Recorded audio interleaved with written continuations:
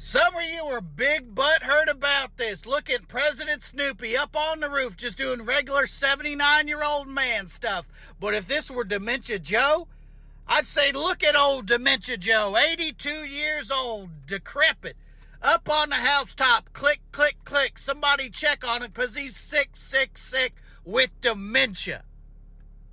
But since it's Trump, look at him. You seen him. He was strong as a bull. 79 years young. The Secret Service didn't even know he was up there. He gave him the old okey doke. He's like a toddler. You can't turn your back on him for 30 seconds because then they seen the plaster start falling from the ceiling. They said, oh, damn, where's POTUS? He's just up there owning you libs, and you can't handle it. You libs said the president shouldn't be on the roof. That's too much power for one man. And he said, you go ahead and watch me. Even the fake news media, they said, President Snoopy, what are you doing up on the roof? And he said, owning the libs. He's just plotting and scheming. Everybody's playing checkers, and he's just playing 34 double D chess. Just really big Sydney Sweeney chess. Welcome to Muck You. I'm David Wheeler, co-founder and president of American Muckrakers, and your host for this ride where we dig deep into the mud and a little bit of muck. But I don't do it alone. Sitting alongside me is my co-host and co-founder, and frankly, the guy you'd want in a foxhole when the fight gets dirty. He's a retired Air Force colonel, former chief prosecutor at Guantanamo Bay, and one of the sharpest voices for justice out there. Please welcome my friend and co-pilot here at Muck You, Colonel Mo Davis. Hey, well, thanks, David, and welcome back, everybody. It's good to be with you again. And hey, David, I don't know about you. You're up a little higher altitude. Are the leaves starting to turn up your way? Yeah. So it's starting to get a little fally up here. Yeah. Well, hopefully, last year we kind of missed leaf season thanks to Hurricane Helene. So hopefully this year we'll have a better one. But yeah. Well, it was a very short leaf season because they all got blown off. Yeah. So down with all the trees. Yeah, odds are good it'll be better than last year. But I hope so. Yeah. Well, anyway, welcome back to another episode of Muck You. And tonight we got Brent Terhune on, who is actually, we're talking before coming on the air, it was in Asheville right before the hurricane. So, hey, Brent, thanks so much for taking time out and joining us tonight. Hello, guys. Thank you for having me on the program. Well, it's a pleasure. Hey, listen, I've if folks haven't Googled you and gone out and watched some of your videos, they need to do that. I've over the last couple of days, I've watched a number of them, and I saw a couple of things where you said you're like if Stephen Colbert was MAGA. So I'm just wondering, has he sued you yet for stealing his bit, or how things going with Stephen Colbert? No, I think he's got a lot going on with his show right now. But my intention was to fill people in. I'm a stand-up comedian, and I do a satirical character that I've called Alpha Male. He's a truck rant guy. So anytime you've ever seen anybody rant in their car, especially about politics, that is that character. And when I started the character, my first video was burning Nikes in my backyard while wearing Nikes. An important thing to note. And then I never intended the character to be anything, but man, is there no shortage of news. There's no shortage of that guy. And it just kind of evolved from there. It was never a thing that I set out to make like a regular thing that I do, but here we are, I don't know, 5 or 6 years later. So I'm betting you're hoping for a third term. No, I don't want any. People are like, oh, I bet you were glad that he won. Not really. I can be funny in other ways. So I wish I didn't have all the stuff to talk about. Yeah. Hey, well, listen, here's my big question is, you're the character you do, which is really quite funny. Thank you. A redneck, but you're from Indiana. So how did you learn to be a redneck in Indiana? Well, I've traveled all over the country for about 20 years doing stand-up, and there's no lack of redneck everywhere. That guy is everywhere, but also, I live in Indiana, and we also, instead of wash, my grandma always said wash. Yeah. So like that I know these people. You know, I live amongst them. There's you know, you drive around the neighborhood that I live in and there's no lack of MAGA flags, there's no lack of that guy around. So I've met that guy several times and you know you meet enough people and you make it, it's an amalgamation of people, but also there's no I have you know there I have playlists of people that I watch regularly that do what I do, but seriously, because I have to parody what they are already doing, you know? Right. Well, certainly, David and I are well acquainted with the type of people you play in your when you're in doing your thing. Mm-hmm. But it's did you ever think? I mean, if you go back and I mean, you've been in stand up before. Trump really burst onto the scene. Yeah. Could you ever imagine back then that you'd be doing what you're doing now? No, because you know, first and foremost, whatever I try to do, I try to make it funny first and foremost, and then go from there. But I was never, and still am not really one who like has gotta be all up to date on politics. You know that somebody said if you are not into politics, politics will be into you, and I am a firm believer in that now. But I never really cared about politics really until the last few years, and I do, but also I tried to not consume as much of that stuff because I think when you watch the news, it just should just be called the bad news. I don't know that it's good for the spirit to be that plugged in, even though you should be. It's a weird, was it a catch-22 type thing? Damned if you Yeah, do, damned if you don't type thing. yeah.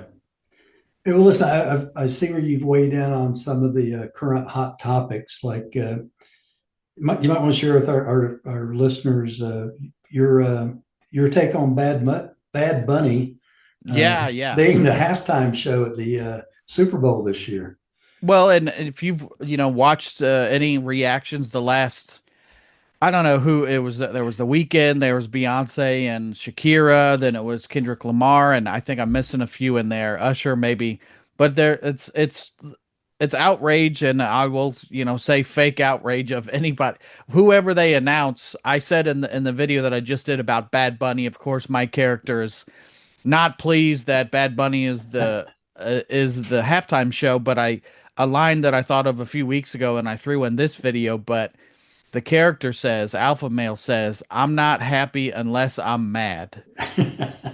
And that is, I think, I'll pat myself on the back. I think is a nice summary of a lot of the MAGA people, and it's a reflection of where we are in the media, of all the the influences, air quotes, of the MAGA people.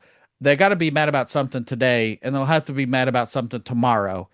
It's kind of like there's a new hot topic every few days, and of course they're gonna, if everybody likes it, they're gonna dislike it, of course, so uh and for Bad Bunny to be a Puerto Rican, a not white person, people are going to be mad about that, of course, and the fact that he sings in anything other than the language that they barely have a grasp on is another thing that they will be mad at. So of course my thing is, even when something good happens for the character, he still has to find a way to complain about it. Yeah.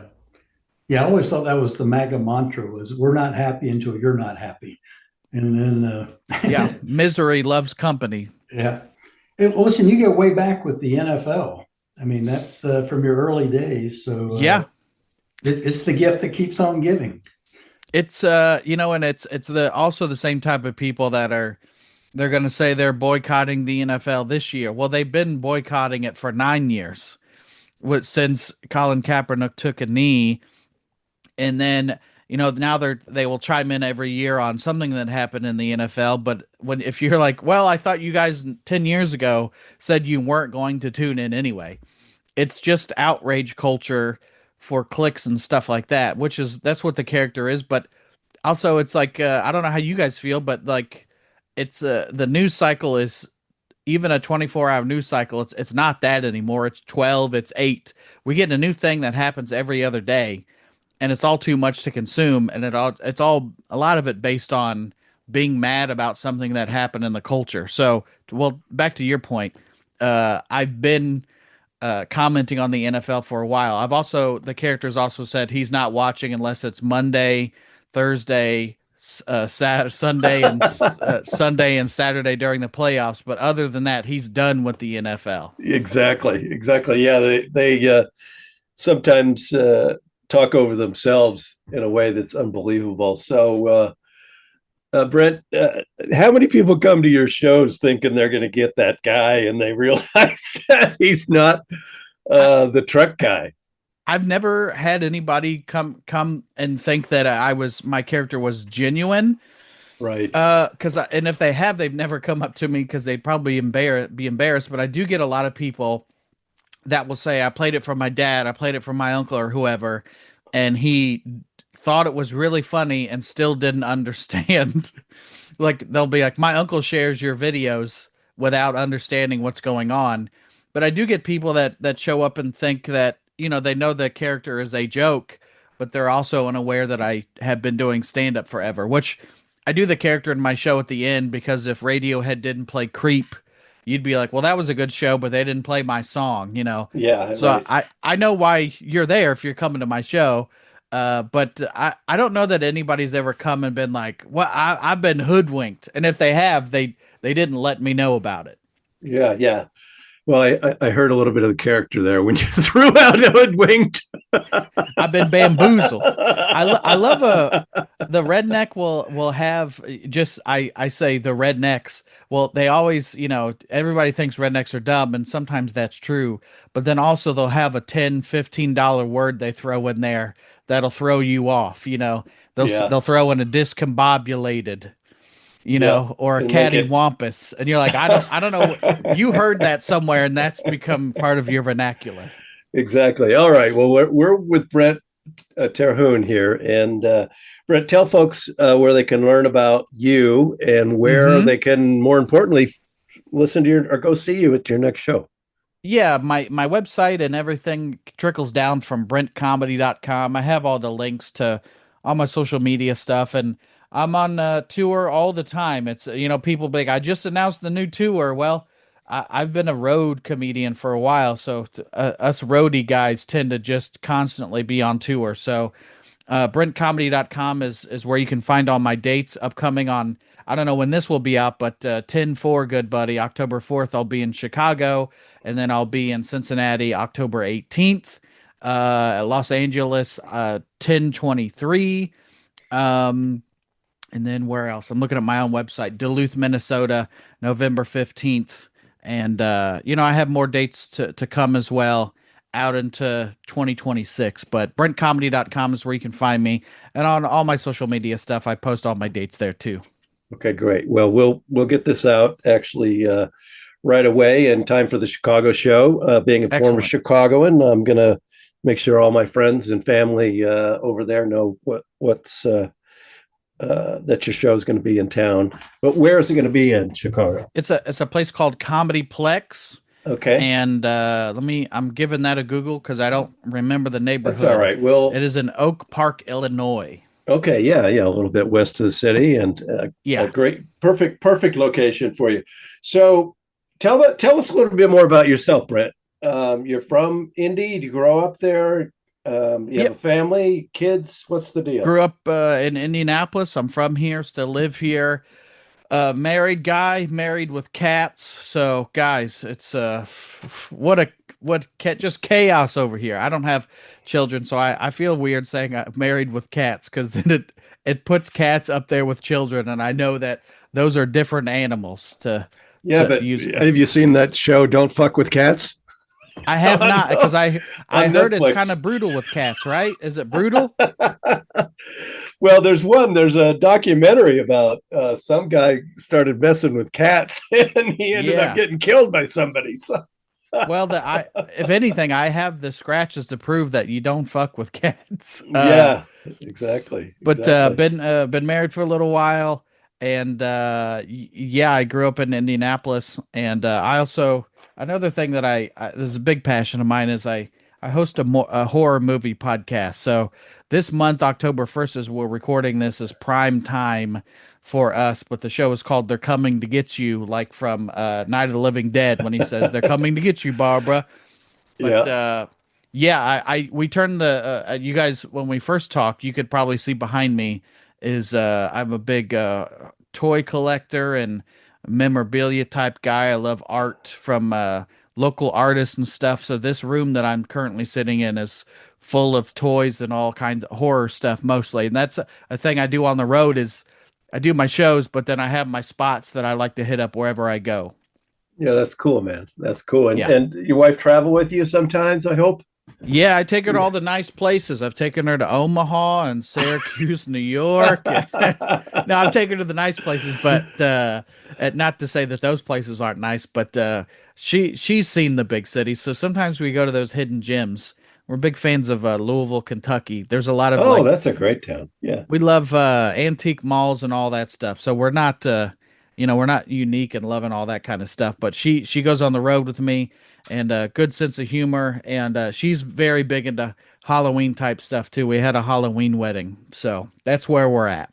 That's awesome. That's cool. Well, Yeah. you're one of the most funny things that ever happened to you was I think it was during the last campaign when Trump was driving the garbage truck. Somebody Uh-huh. mistaked you for that guy who was with him. Tell us Yeah, a it little was- bit about that and how it rolled out in your world. It's my most viral video, I think at 9 million views. Holy crap. Yeah. Yeah, which my first one, I think, or I did my first one ever was burning Nikes, and then I think I did it a year later when Kaepernick did a Nike, had a Nike thing contract. So I did it again, and that one ended up being my most viral one for a while. I think at 8 million, but I there was a picture of is it what's the guy's name, Vivek, I think. Yeah, Ramaswamy, yeah. Yeah. So there was a picture of him in a garbage truck. I think it's separate locations. And the guy he was with in the truck is a doppelganger of Right. mine. I'm a redhead guy. There's no lack of people that look like me. One of my jokes in my act is I look like I would be on the cover of Storm the Capitol magazine, you know? So there's no lack of people that look like me. Yeah. So even like my wife will see pictures of other people that look like me. And one time we found this guy and she's like, when did you take this picture? Because somebody sent it to her. And I was like, I don't remember. And I was like, wait, that's not even me.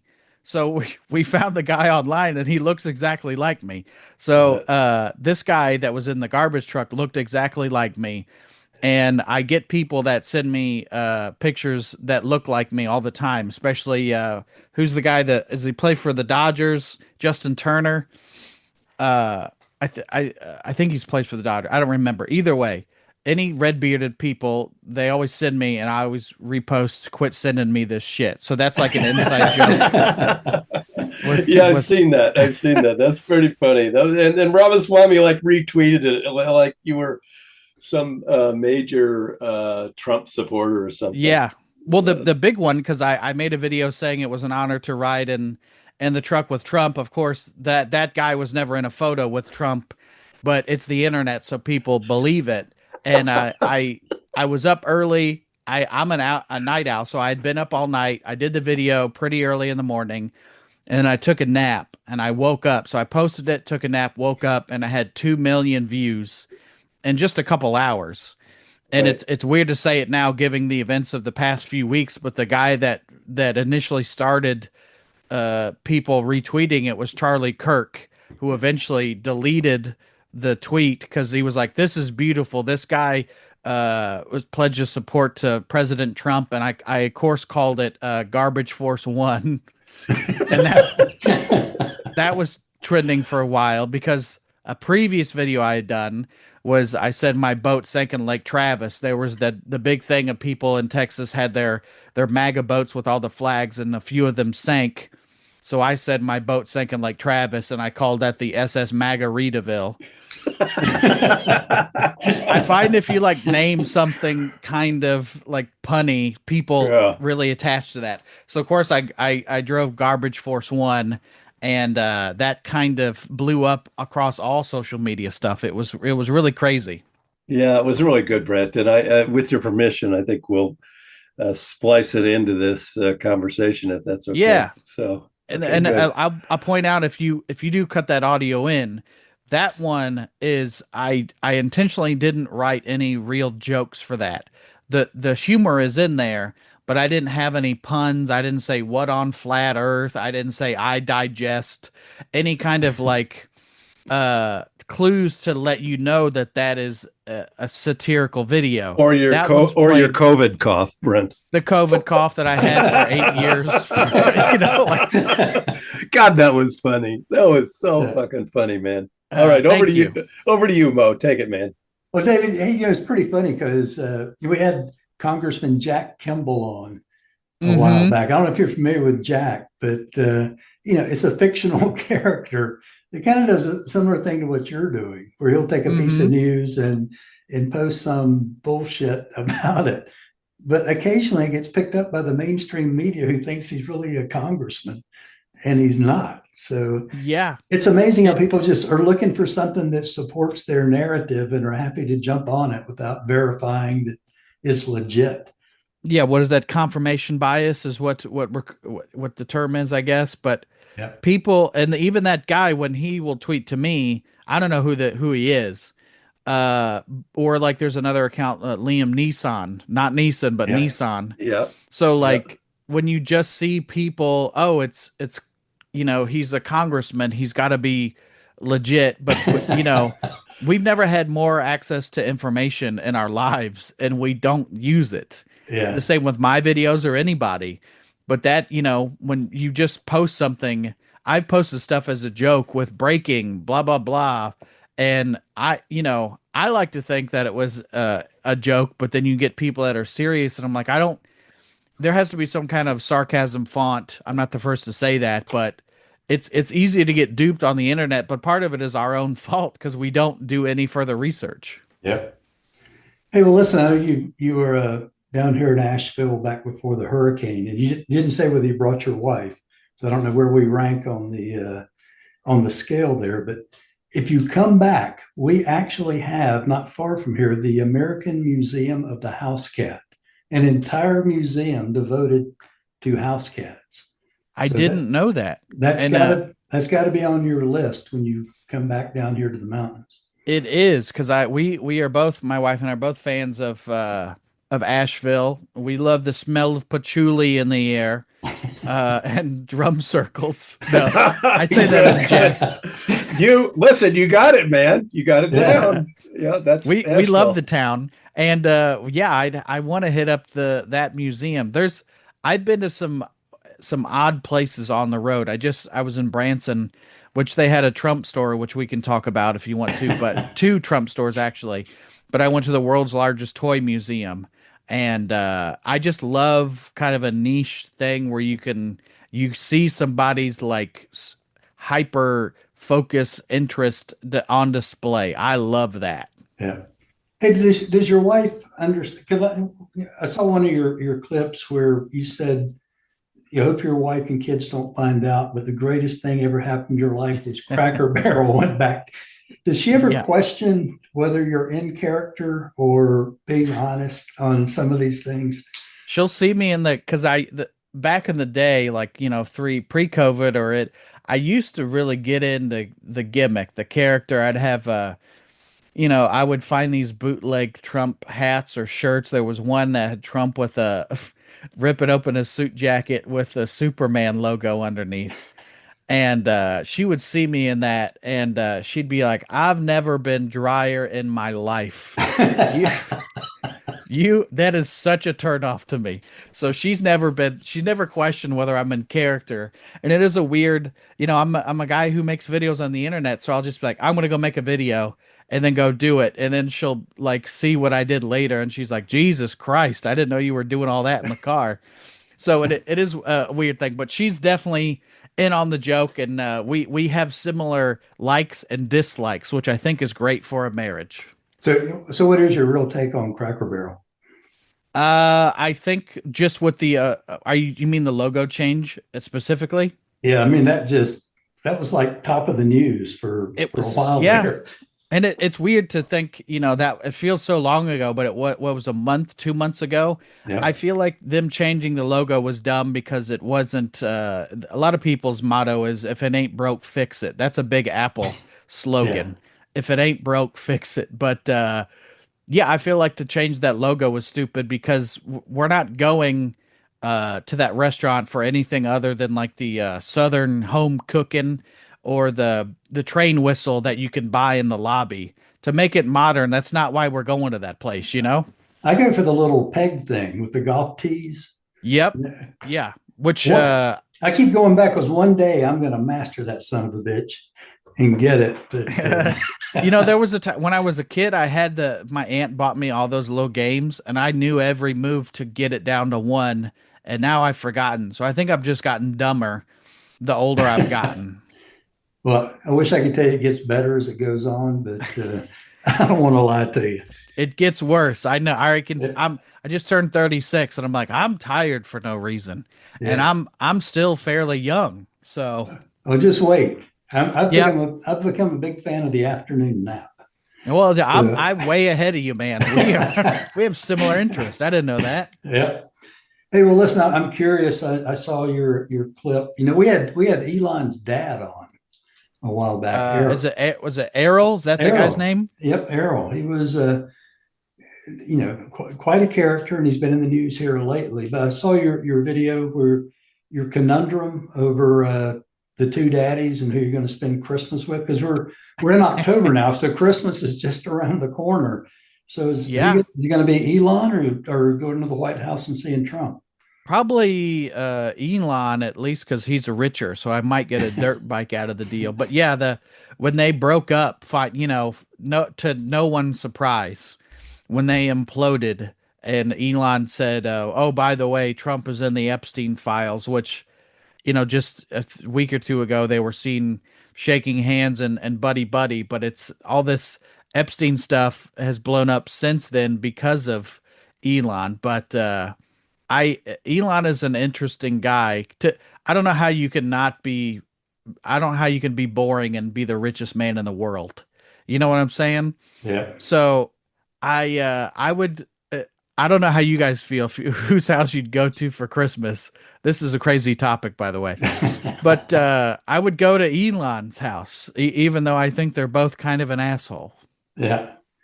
Yeah, we had Errol on. I told him that what motivates Elon, because if I had a fraction of that money, I'd be in the Bahamas with my feet up, not trying to go to Mars. Yeah. But, Yeah. I mean, if you guys never see me again, it's because I got rich somehow. I And know. I have no desire to be famous, even though I do the things I do. I pursue funny is what I like to pursue. And to get people to come to my shows, you have to post shit on the internet. But I have no desire to be famous. Rich is fine, but not famous. Yeah, I know what you mean. Well, it's interesting now because we're in day one of the government shutdown, and it's like everything else with Trump. You can go back, if you look back in the archives, you can find him saying something that totally contradicts what he says today. So Yeah. if you go back to 2013, when Trump was, before he really got into politics, he said, and I quote, "A shutdown means the president is weak." Hmm. He's not saying that today. He says No. it's the Democrats' fault, even though the Republicans control the Supreme Court, the White House, the Senate, and the House. But just a few years ago, he said that meant the president's weak. Yeah, it's somebody says it, but there's a tweet for everything. So if you can find the contradiction back and forth, there's something for everything. And of course, he never takes responsibility for anything. You never heard him say, "Oh, my bad, my fault, I apologize." It's never that. It's always somebody else's fault, Yeah. which is the quality of a great leader, right, guys? Yep. Absolutely. God, I wish I could live my life that way. Yeah, I know. Well, you could. You just wouldn't have any real friends and family. I'm not sure I do anyway, other than my dog. So Yeah. Anyway, so Brent, if you talked about Christmas with either Elon or with Don Old, would you rather have, assuming you weren't married to your lovely wife, would you rather have a date with Jill Biden or Melania? Probably neither. They neither seem interesting to me at all. Okay, Michelle Obama or it's Michelle. I don't know who you're gonna name. Mrs. Bush. Michelle. it's Michelle for sure. So no questions asked. It's got to be Michelle. All right. So tell us about. I love doing this to folks. Tell us about your worst show and your best show. Worst shows for me. It's not fun and interesting if I say this, but here is the true answer. Then I'll tell you another answer, which is funnier and better. The worst shows is when I lack focus and I am a million miles away in my head. Some of the jokes I've done and I can perform in my sleep, and I'll be a million miles away and it'll be little mistakes nobody will notice but me. That's the not fun answer. The worst shows I've done, I did a show at a prison in Kentucky, in LaGrange, Kentucky, at the Luther Luckett Correctional Facility. Wow! And as an inmate or an outsider? As a Johnny Cash impersonator. No. Oh my God! You get the offer to do the gig, of course, doing stand up, and you say yes. I was young in my career, so here's how a normal show goes: is you have a host, feature comic, and a headliner. I was the host. You go out cold, you warm the audience up, and then you bring up the other two comics in that order. So I was that host, and you get asked, and you said, yes, that sounds great. Johnny Cash did a prison. They loved him. But nobody takes into consideration until you're standing mid-court at the basketball court performing is Johnny Cash was already Johnny Cash. I was Brent Terhune, and I'm barely Brent Terhune. You know what I'm saying? Like, people know who I am, but if somebody said, I never heard of that guy, you're also correct, you know? So we take the gig, and we pull up, and they said, all right, guys, you can't have any phones. You can't have any, I think I only had my keys, really, for my car. So we all walk up at the same time, and we go through security, and this lady that was in charge of us greets us at the door, and we shake hands with, like, I think I'm right-handed. I shake with my right hand. She offers her left. And then as the day goes on, you realize her right hand only has the pinky on it. She's missing fingers. And then, your brain can't help. You can't help but think, well, that happened here. That's what's going to happen to me, you know? So she only had a walkie-talkie, no mace or not like a nightstick, baton. And then we're walking through the yard to get to the gym area, and they all know we're coming, and they're just coming up to us, the inmates, and they're like, are you guys going to be funny? And we're like, I guess we hope. We're going to try. Because they're all just out, and that's the thing that's going on in the prison. And then you realize how quickly you are in somebody else's home. You know what I'm saying? Like, yeah, you better mind your P's and Q's, because there's a reason these guys are locked up. And I need to go back and research the Luther Luckett Correctional Facility, because I don't know what kind of criminals are there. I imagine not super hardcore ones, because why would they give them a comedy show? But I go up so we're standing, there's like 300 prisoners in the middle of the gym. They're all on one side, and we're standing center court of the basketball court with like a Radio Shack mic setup. It's a terrible mic setup. And I start, and I'm getting nothing. There are people that are just getting off like the road duty, wearing like the reflective vest. There are no shirts. There are shirts. And then people are getting up to leave during my set, which is, I don't know if you guys have ever had that before, but these guys are literally going back to prison, then watch my show. That's how bad this was going. And I land my last joke, which it was a good joke, a solid joke to end on. And then I ended up getting, you stupid, which is a compliment. So I close strong, and the rest of the show is fine, but it's clearly like these guys are getting up to leave to go back to prison. Like they don't get anything, but they're like, I'd rather just go sit in jail, you know. So Brent, and I don't know if you saw the meeting yesterday with the president and all the generals. And I didn't, but I heard it was very quiet. it was, and that's the military. I'm a retired military guy, and we're apolitical or non-political, and they were and you could see it just sucked the energy out of the president because he's used to those raucous crowds, and having this big audience of 800 people just sitting there stone-faced and silent. To me, that's like the worst show. Is when the audience just. I've done those gigs.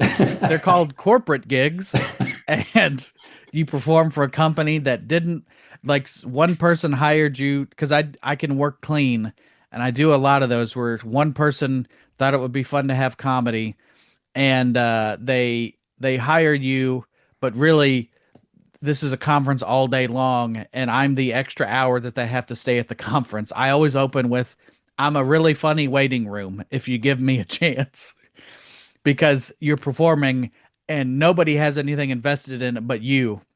And sometimes it is like pulling teeth. So I the stuff I read and my wife told me that Trump up there trying to, get his whip his audience into a frenzy. It's nobody wanted that because they're not there for that.